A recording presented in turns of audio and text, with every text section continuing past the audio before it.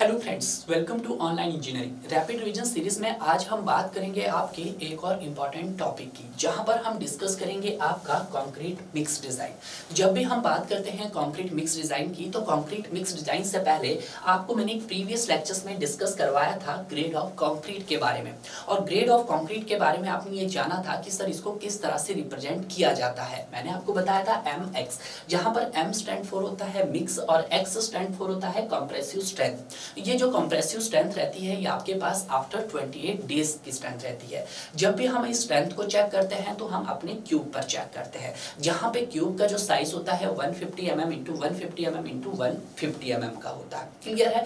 अब जब हम यहाँ पे डिस्कस कर रहे हैं आपका कंक्रीट मिक्स डिजाइन, तो कंक्रीट मिक्स डिजाइन से पहले आपको इनका प्रोपोर्शंस जानना बहुत जरूरी है। वैसे तो जब हम कंक्रीट मिक्स की बात करते हैं तो इसको बेसिकली दो अप्रोच में डिवाइड किया गया है डियर। देखते हैं कैसे, देखिएगा। सबसे पहले हमें जानना है आपके कंक्रीट मिक्स डिजाइन से पहले आपको प्रोपोर्शंस का क्राइटेरिया पता होना चाहिए कि सर इसका प्रोपोर्शन किस तरह से बनाया जाता है। इसका जो प्रोपोर्शंस का क्राइटेरिया रहता है वो आपके पास कुछ इस तरह से रहता है। कुछ बाइंडिंग मटेरियल्स ऐड किया जाता है, कुछ आपके पास फाइन एग्रीगेट यूज किया जाता है और कुछ हमारे पास कोर्स एग्रीगेट यूज किया जाता है। क्लियर है। जब भी हम बाइंडिंग मटेरियल की बात करते हैं तो बाइंडिंग मटेरियल में आप यहाँ एज ए सीमेंट यूज करते हैं। तो यहाँ पे मैं अगर लिख दूं तो कोई दिक्कत तो नहीं होगी आपको भाई? नहीं सर, लिख दीजिएगा। तो यहाँ पे हम किसका यूज करते हैं सर? सीमेंट का यूज करते हैं। अगर मैं फाइन एग्रीगेट की बात करता हूं तो यहाँ पे कौन सा फाइन एग्रीगेट यूज किया जाता है आपका? सर सैंड यूज किया जाता है। क्लियर है। उसी तरह से अगर मैं कोर्स एग्रीगेट की बात करता हूं तो कोर्स एग्रीगेट आप सभी जानते हैं कि सर हम कौन सा कोर्स एग्रीगेट यूज करते हैं, जिनका साइज बड़ा होता है। क्लियर है। आरसीसी स्ट्रक्चर्स में नॉर्मली 40 mm और नॉर्मली 20 और 40 के बीच में यूज किया जाता है। क्लियर है। कोर्स एग्रीगेट में भी कौन सा कोर्स एग्रीगेट यूज किया जाता है आपके पास? Hard, granite, blast, chips use किया जाता है। ये मैंने आपको बताया था। और सैंड में कौन सा सैंड यूज किया जाता है सर? आपके पास इन्योर सैंड यूज किया जाता है। ठीक है, इन्योर सैंड। मैंने आपको बताया था कि जो फाइन एग्रीगेट है उसको क्लासिफाइड किया गया है डिफरेंट जोन में, जोन 1, जोन 2, जोन 3 और जोन 4, जिसमें से जो इन्योर सैंड आता है ये आपके पास जोन 2 की कैटेगरी में काउंट किया जाता है। क्लियर है। इतना आपको क्लियर हो गया है। अब आपको ग्रेड ऑफ कंक्रीट जब पता लग गया कि सर ऑर्डिनरी में कौन से ग्रेड आते हैं, आपके स्टैंडर्ड में कौन से आते हैं और हाई में कौन से आते हैं, तो इनका प्रोपोर्शंस जानना भी तो इंपॉर्टेंट है। जी हाँ, तो जानते हैं। सबसे पहले हम किसका देखेंगे सर? M5 का देखेंगे। तो इनका प्रोपोर्शंस रहता है 1:5:10 रहता है। क्लियर है। ये आपको ध्यान रखना। इसका मतलब क्या है कि एक पार्ट आपका सीमेंट का रहने वाला है, तो 5 पार्ट आपके सर सैंड के रहने वाले हैं और 10 पार्ट आपके कोर्स एग्रीगेट के रहने वाले हैं। इसके बाद अगर हम बात कर लेते हैं एक और ग्रेड की, तो आपके पास रहता है M7.5। तो 7.5 का जो प्रोपोर्शंस रहता है सर, एक पार्ट आपका सीमेंट का रहता है, 4 पार्ट आपके सैंड के रहते हैं और 8 पार्ट आपके सर कोर्स एग्रीगेट के रहते हैं। क्लियर है। उसी तरह से M10 की बात करते हैं तो एक पार्ट सीमेंट का रहता है, 3 पार्ट सैंड के रहते हैं और 6 पार्ट आपके कोर्स एग्रीगेट के रहते हैं। M15 की बात करते हैं, एक पार्ट सीमेंट का रहता है सर, 2 पार्ट आपके सैंड के रहते हैं और 4 पार्ट आपके सर कोर्स एग्रीगेट के रहते हैं। उसी तरह से M20 की बात करते हैं तो एक पार्ट सीमेंट का रहता है सर, 1.5 पार्ट आपका किसका रहता है? सैंड का रहता है और 3 पार्ट सर हमारा किसका रहता है? आपका कोर्स एग्रीगेट का रहता है। उसी तरह से M25 की बात करते हैं तो M25 में एक पार्ट सीमेंट का रहता है सर और आपके पास एक ही पार्ट आपका किसका रहेगा? सैंड का रहेगा और 2 पार्ट सर आपके किसके रहेंगे सर? 2 पार्ट आपके कोर्स एग्रीगेट के रहेंगे। तो ये प्रोपोर्शंस आपको काफी बारी इंटरव्यू के अंदर पूछा जाता है। ध्यान दीजिएगा कि इस तरह के क्वेश्चंस भी कभी-कभी एग्जामिनर पूछ सकता है। क्लियर है। अब जान लेते हैं कि सर जो आपका कंक्रीट मिक्स डिजाइन होता है उसके 2 अप्रोचेस होते हैं। कौन कौन से सर? एक नॉमिनल मिक्स होता है तो दूसरा आपके पास डिजाइन मिक्स होता है। जब भी हम नॉमिनल मिक्स की बात करते हैं तो उसमें सर कौन सा ग्रेड ऑफ कंक्रीट काउंट किया जाता है? तो यहाँ पे जो ग्रेड ऑफ कंक्रीट रहने वाला है वो आपके पास M10 से लेकर M20 के बीच में रहता है। क्या रहता है सर? M10 से लेकर M20 तक। ठीक है।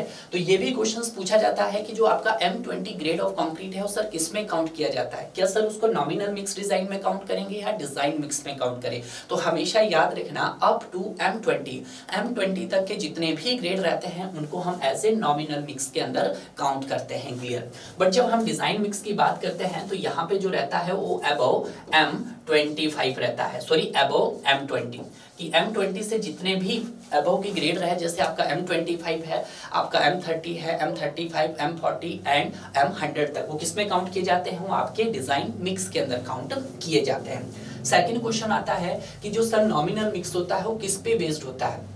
वेरी इंपॉर्टेंट है क्योंकि यहाँ से क्वेश्चंस बार बार पूछे जाते हैं।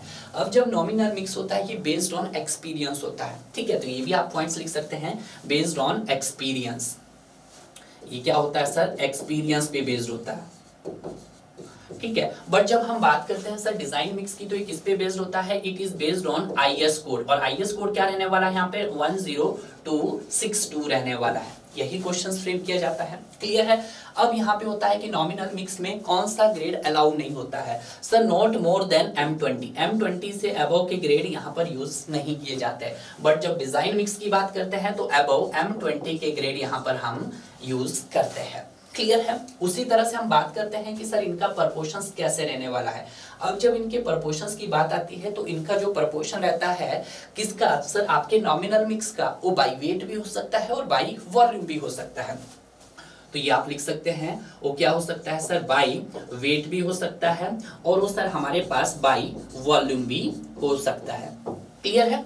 ये पॉइंट्स आपको ध्यान रखना है। बट जब हम डिजाइन मिक्स के प्रपोर्शंस की बात करते हैं तो इसका जो प्रपोर्शंस रहता है ओनली बाई वेट रहता है डियर। वो क्या रहता है, बाय ओनली बाई वेट रहता है, ठीक है। ये बात आपको ध्यान रखना है, ठीक है, क्लियर हो गया है। क्योंकि यहाँ पर, और उसी तरह से अब मैं यहाँ पे फिफ्थ पॉइंट्स भी ऐड कर रहा हूँ क्योंकि कभी कभी आपसे फिफ्थ पॉइंट भी पूछा जाता है वाटर से रिलेटेड, ठीक है। वाटर की जो क्वालिटी रहती है वो कैसी रहती है सर यहाँ पर, ठीक है, ये क्वेश्चंस पूछा जाता है।